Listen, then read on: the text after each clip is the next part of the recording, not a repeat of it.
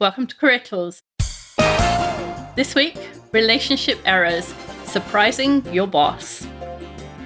The questions this cast answers are: why is my boss being surprised a bad thing? Why should I care about the chain of command? And when should I tell my boss things he needs to know? Many of you have been to our conferences before, and if you've been to one of our events, you might wish that you could rewind part of the day and hear it again right now. Lucky for you, you can. We have video versions of all of our conferences, including the exercises, so that you can rewind and redo any part of the day that you would like a refresher on. To find out more, go to manager-tools.com and choose the video courses in the products menu of your choice. Sarah, I've had this experience as a direct, and I'm sure it's never happened to you because you're perfect and all, but sometimes Mark finds out stuff about me or about my work or about something that happened, not from me. And I can tell you that situation doesn't go well for me. It usually begins, why wouldn't you have told me that? Right. And I usually have no very good answer. And so, as always, we want to save people from our mistakes. We made the mistakes. Now we're going to tell you what not to do. So in this cast, we're going to talk about what not to do in the realm of surprising your boss and how you can stay out of being in trouble, unlike me. All right. And how do we do that? First, be the first person to tell your boss. Rely on relationships and still be the first person to tell your boss. Work, your boss, and politics. And then finally, we'll have a bit of a chat on flat organizations.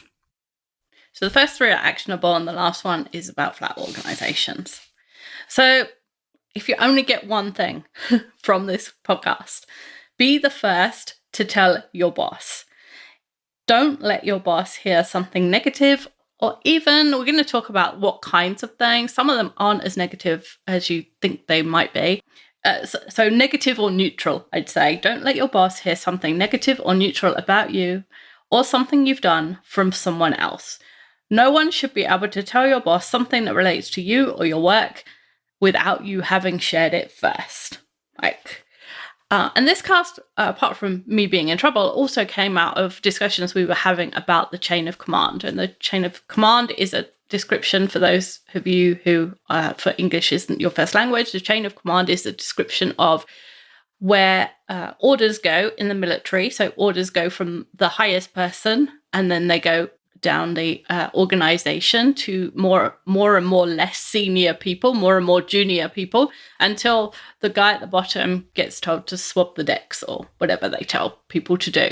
And the orders only go one level at a time. So it's not like the Admiral of the Navy will just come round to the guy who's, some deckhand and say, hey, swap the decks. The Admiral of the Navy tells the guy who reports to him, who tells the guy who reports to him, and so on. And the guy who swaps the deck only talks to his manager. And then if he's got something to say, he tells his manager, and so on.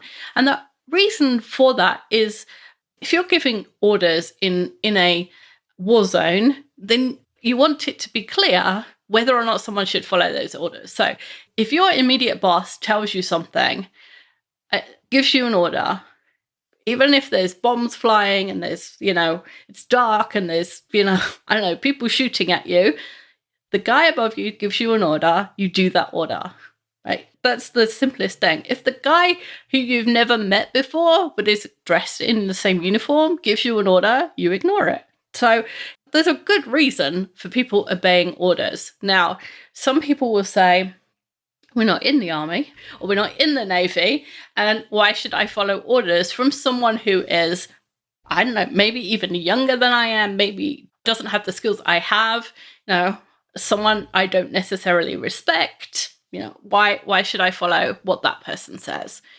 And a lot of people work in flat organizations now, or they say, we don't want people to be empowered over other people. And we'll talk about that at the end because it's not actionable. We'll talk about what to do in those situations or how what we're telling you now plays out in those situations. But even if you are in a sort of the opposite to a chain of command, a very static organization, everything you do, good and bad, comes back on your boss. If you do something good, it's like, wow, you're a great manager and your guy's doing awesome. If you do something bad, it's like, what are you doing? Why aren't you managing this person properly? Yes, exactly. And just imagine, put yourself in his shoes or her shoes for a second and think, what does that feel like if somebody comes up to you and says, your guy's an idiot, he did this, what are you doing about it?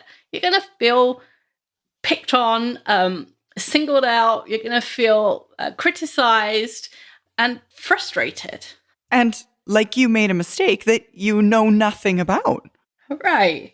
And so that's why bosses get upset when they don't hear something first, because it comes back on them. It's a reflection on them, whether you intended it to be or not. Exactly. Mm-hmm. And even if you disagree with what we've just said the last 5 minutes and, you're not in the Navy, you're not in the Army, you don't have to take Exactly. orders. The guy above you isn't smarter. If you just take nothing, be the first to tell your boss as a commandment, and your work life, I promise, will be better, however flat the organization is. Yes, exactly. The worst mistake that you as a direct can make with your manager is in basically not protecting them, right? Mm-hmm. As directs, we sometimes, we despise or dislike the fact that there are these chain of commands in organizations, but we also want that person to have our back. And that having your back goes both ways. It's a huge relationship error as a direct not to allow your boss a heads up, rather have them find out from some other random person that something went wrong that they probably ought to have known about, and now are here with no way to defend themselves because they didn't realize they needed to. And so, yeah, it's smart for both of you to know exactly what is going on, so that when that conversation does happen, they can say something in response to either defend or to justify or to converse with one another about what happened and steps going forward.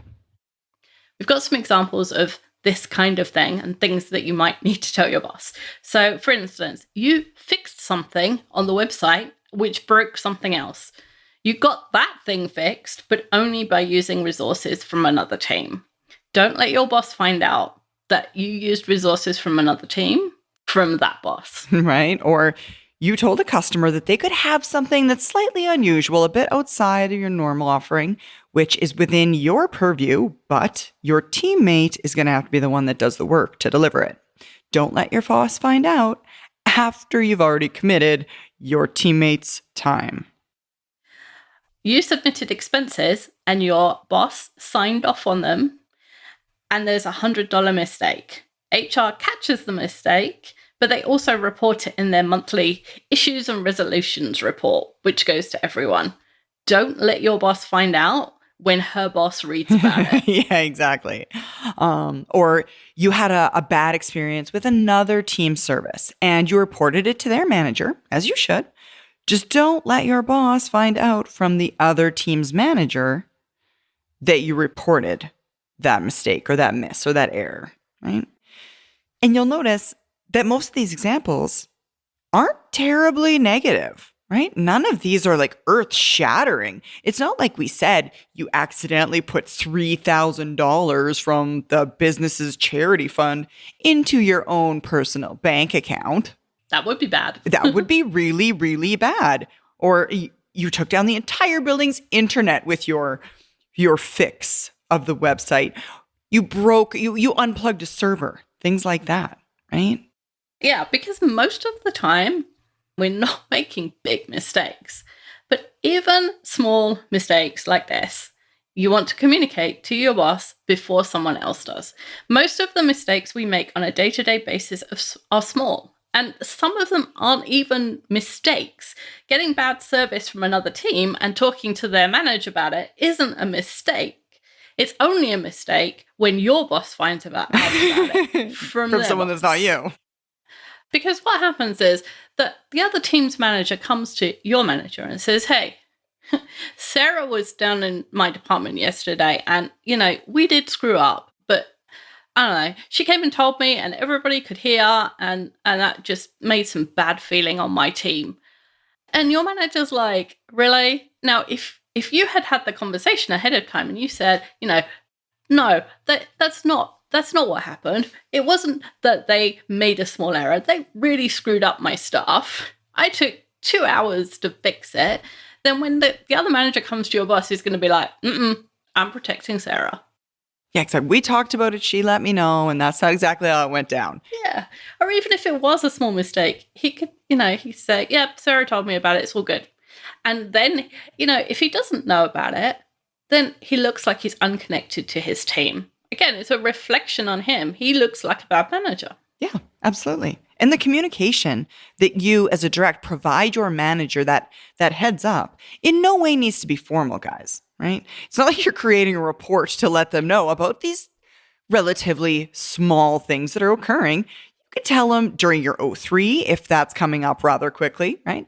By email. I know many organizations like text, Slack, your instant messenger, whatever communication system that you tend to use most often internally, just to send those small messages. Now, you'll notice when I said O3, I said, if it's coming up relatively quickly.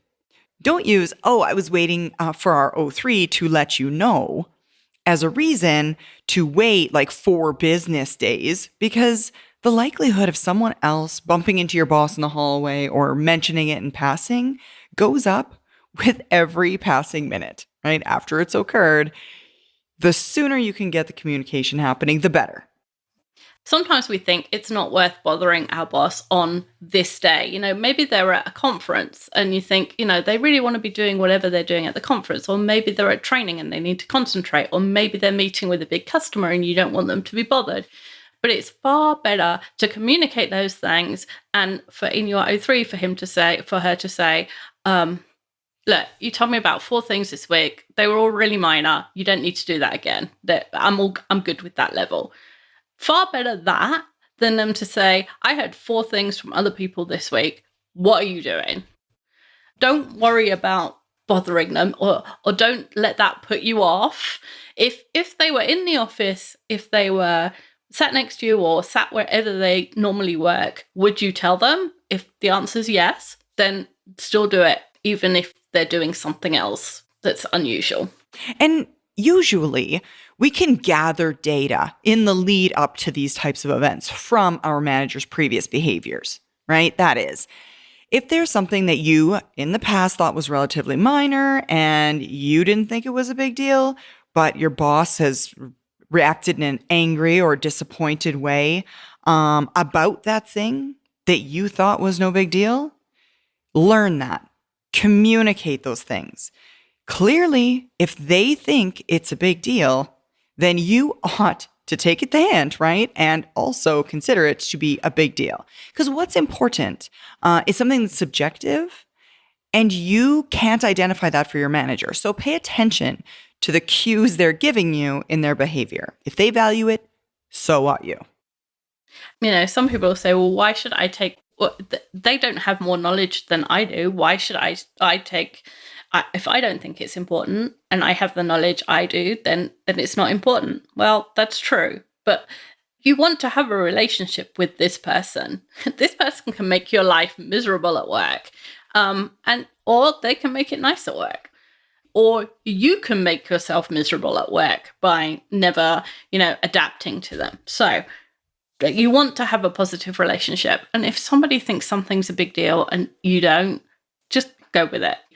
It's a really minor thing to do that. Now, if you did really make a mistake, a big mistake, then admit it quickly, emphatically, and actively. So we have a podcast called Admitting Mistakes, which if you go to the website, you can search for admitting mistakes. And the example is, boss, I'm sorry, I made a mistake in the budget spreadsheet I sent you. I put the training line item in as $800 and it should have been $800 million. Yeah. I did something. This is what I did. There's no passive voice. There's nothing. A mistake was made. No, you made a mistake. Own up to it. Mm-hmm. Absolutely. We're a full month into the new decade. Do your folks have the effective behaviors and tools in place to get the results you need for this year and this decade? Are your teams communicating as effectively with your customers as they are internally?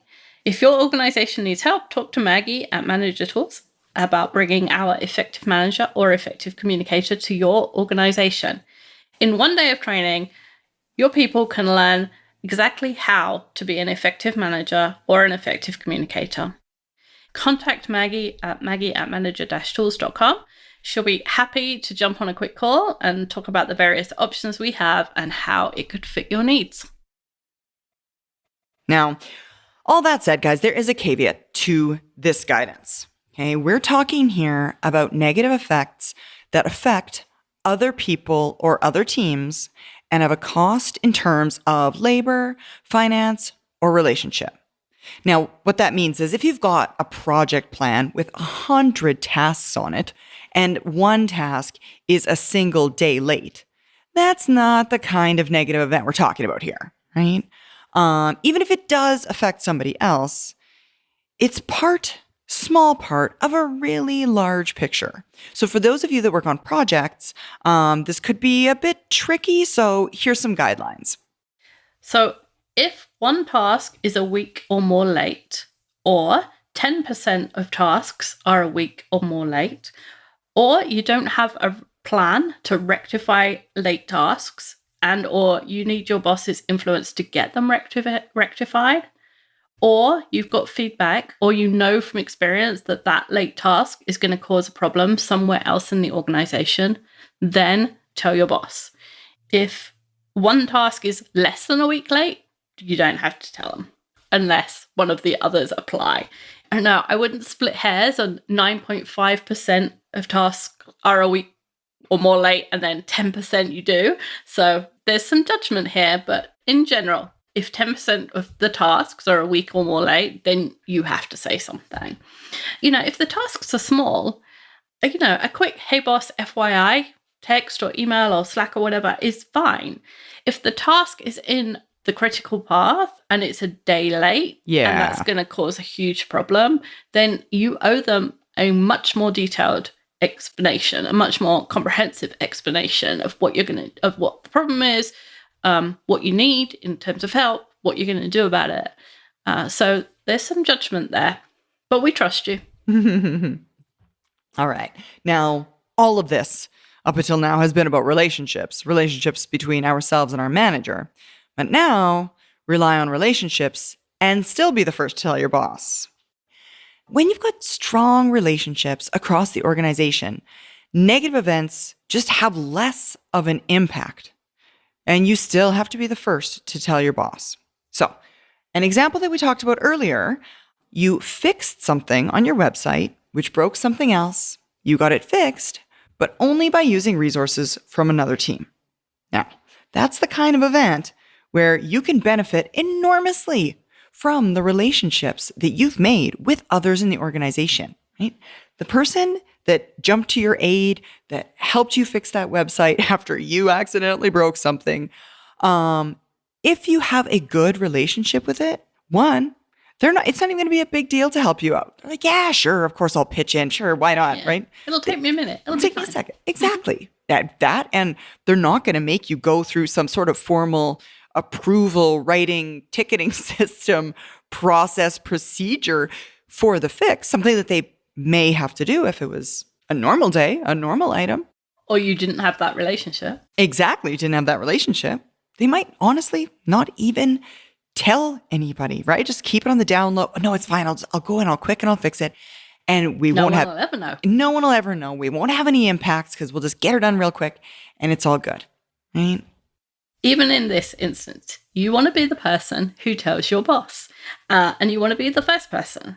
So there is all sorts of ways where your friend who fixed something for you can be bound to reveal that he did some work for you, right? His boss might ask him, where were you oh, I was looking for you. Where were you at 11:30? Not in a exactly, tell me where you were every minute of the day and what you were working on way, but just a casual, right. I was looking for you and I couldn't find you. A colleague on your team might ask, oh, I really needed the name of that spreadsheet. Where were you? He might have to fill in a timesheet and have a gap for when he was working with you. He may miss a phone call or be slow in answering an instant message. And somebody says, where have you been? Like, in a really casual way. Right. He might miss a deadline and have to say why. And they could all be the most casual inquiries, but your contact is bound by ethics to tell the truth. If you're asked a question, then you tell the truth about the answer. And once they do, the truth is out there, and that may get back to your boss without you having said so. So all you've got to do is go to your boss and say, I screwed up. I broke that website page. It's okay. I talked to Kevin. He agreed to fix it for me. He did it right then and there, but I just wanted to let you know in case someone asked what Kevin was doing for us. No biggie. No biggie. Such a small deal. All right. Now, talking about work, your boss, and politics. Now, any work that comes to you from outside your chain of command is inherently political. And because of that, you need to brief your boss about it. What does Mark say about politics? What you call politics? What the rest of us call relationships? Yeah. Yeah. No, yeah. It depends on where you're looking at it from. And, if you look at it from below, it looks like politics. If you look at it on the level, it's just relationship building. It's just relationship building. Exactly. And if your boss finds out that you're doing work that she didn't know about, especially if it doesn't align properly with her current relationships, her political agenda, you are at risk. You don't get to go and complain about not having the capacity to get your work done and being slammed because the organization is expecting you to do so much. If you and your teammates are working on things that's not sanctioned by or politically acceptable to your boss, right? But differently, you can work on those things that are not in direct alignment with your boss's priorities in the organization, but you're putting yourself at risk, right? Political agenda sounds so Machiavellian. It does. But it's not really. It's just, like you said, it's your boss's priorities. Your boss has goals to deliver, targets to meet, and she has a plan for doing that. And if she misses the plan, she needs a reason why she missed the plan.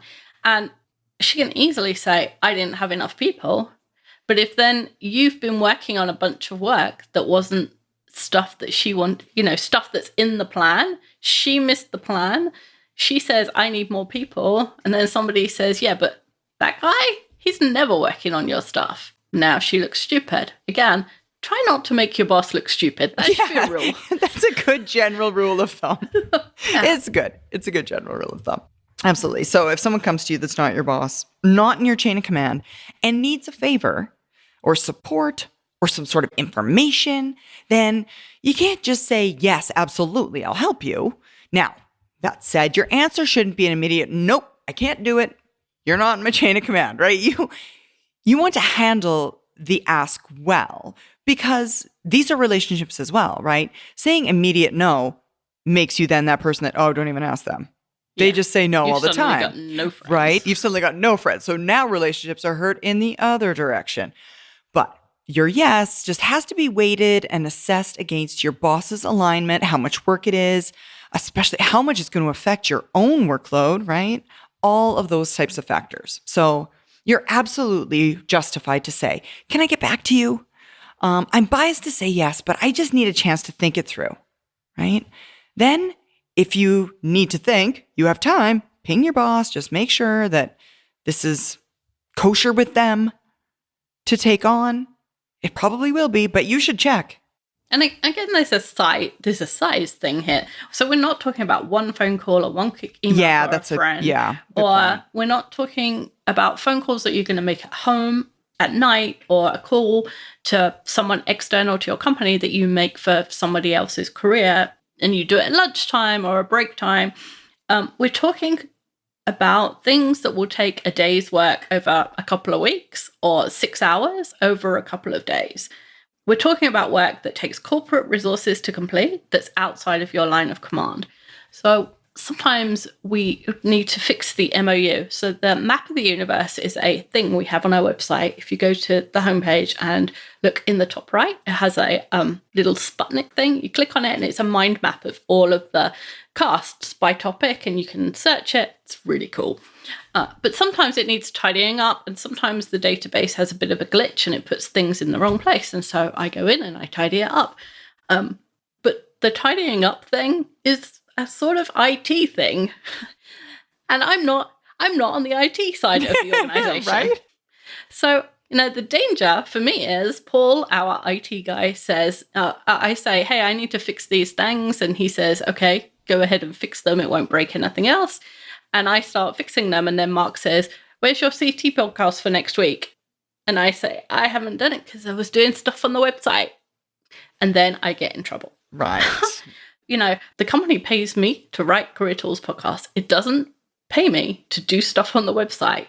And it's expecting me to do those things. It's expecting me to have a podcast written, not to say, yeah, but the MOU looks beautiful. Yeah, exactly. So hopefully that's an example that helps people. And again, we're not saying a blanket no. It's not like I always say no to Paul and say, you have to do it yourself. But your yes, in the interest of your career, if it diverts corporate resources away from the work that your boss wants you or expects you or your team to be doing, then you have to speak to her first. Actually, Wendy, you and I were talking about this in the podcast we recorded the other day. None of us have time to help others scheduled on our calendars on a regular basis. So unless you have time slotted specifically whereby your work is not the thing that takes precedence, you should just check with your boss. That's all. And the longer you're in the role, the longer you work for your specific manager, the better you're going to understand your boss's plans, their political alignments within the organization, their priorities, and the more of the decision you'll be capable of making yourself, right? What are the things that she needs to hear right now? Oh no, she won't care about this one. Right. What's the size at which she gets bothered? What isn't she bothered by hearing? Exactly. Yeah. But be careful, because confidence can lead to you deciding, I don't need to tell the boss. And then you're in the situation of the first thing we said, which is, don't let the boss hear something about you from someone else. Confidence leads to overconfidence in this example. Yeah, and it totally can. Now, if the CEO, as a disclaimer, I suppose, if the CEO shows up at your desk and asks you to do something, it is an immediate yes. There's no, oh, can I take away some time and think about that? No, it is not ever smart to say to the CEO, I'm just going to go think about it. I just need to make sure that that's in alignment with my current priorities. You say yes, CEO, of course, I would love to do that for you. And then you immediately go tell your boss. We talk about this oftentimes at our public conferences. Your CEO, the person at the top of the organization, will always be able to go down to the very bottom of the organization and ask for things really short order, real quick, like fast turnaround. And that's okay. Just get that done. The admiral can actually say to the guy who's swabbing the decks, you missed a bit. Exactly. They absolutely can. It just suits well the people that take the order to let their direct manager know that the CEO asked it, right? Because when they come back to follow up, they're not going to follow up with the guy that swapped the deck. They're going to follow up with that guy's manager. Your manager's like, what is going on? Right? You're working on a side thing for the CEO. Why didn't you say something? Yeah. So we talked about flat organizations a little bit at the beginning, and we've covered all of the actionable material for this guidance, but we wanted to talk a little bit more about flat organizations. So we know that organizations have become flatter. That is, they have less layers of management than they used to. And that some organizations which are held up as examples to follow say that they have no hierarchy at all. So there's no managers, and they decide on the work amongst themselves. Yeah. Now, in general, when an organization talks about having a flat structure, it means that it's relatively flat compared to other tall, hierarchical, narrow, non-flat organizations. So if a company talks about being flat, That doesn't mean you actually don't have a boss and you are the work equivalent of the CEO of the organization. That's not what they're saying, right? So the guidance doesn't apply, or that these behaviors are not expected, because they are. Unless you're in one of those special places that it gets written about in magazines, there is a hierarchy. Even if it's two people, it's a hierarchy. And that means you have a boss. And if you have a boss, then you need to do what we've just told you to do in the last 30 minutes. Absolutely. If there's more than one layer in your company, there is a chain of command, whether you want it to be there or not. So keep your boss in the loop. Keep your boss in the loop. All right. So, guys, really, in summary, wherever humans are existing, hierarchies exist. Now, it doesn't matter how egalitarian we want to be. By nature, we always organize ourselves into hierarchies. Now, ignoring the hierarchy and acting as if it doesn't exist because we feel that it oughtn't exist is basically like Wile E. Coyote ignoring the edge of a cliff as he runs off it, just because he wishes there was more space to run on, right? It's silly. You're like, okay, guy, you should have known the cliff was going to end. You could see it, and you just ran off the edge, so you kind of are flat for a reason. Exactly. It exists. It's there. There's nothing we can do to change it. So instead, learn to work with it and reap the benefits of the relationship power being built between ourselves and our manager. Life will get so much happier when you have a good relationship with your boss. Exactly. So much. Thanks, Sarah. Thank you, Mandy.